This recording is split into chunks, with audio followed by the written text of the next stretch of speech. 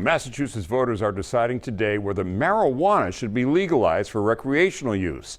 22 News reporter David McKay joins us live from East Longmeadow after speaking to voters about this heavily debated ballot question. Massachusetts was one of the first states to restrict cannabis on the state level. Then in 2008, it was decriminalized for small amounts. In 2013, it was legalized for medical use. Now, question 4 on this year's ballot asks voters whether the state should legalize marijuana for recreational use. A yes vote would allow adults 21 and older to possess, use, and purchase marijuana. This would include edible products and allow people to grow marijuana in limited amounts. The state would be able to tax and regulate the commercial sale of marijuana. A no vote would keep the current laws the same.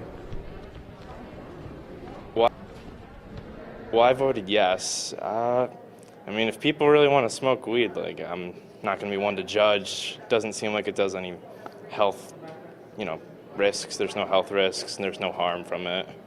My concerns are people driving extremely high and them not being able to tell, incriminate, or figure out, whether it's alcohol, drugs, or whatnot.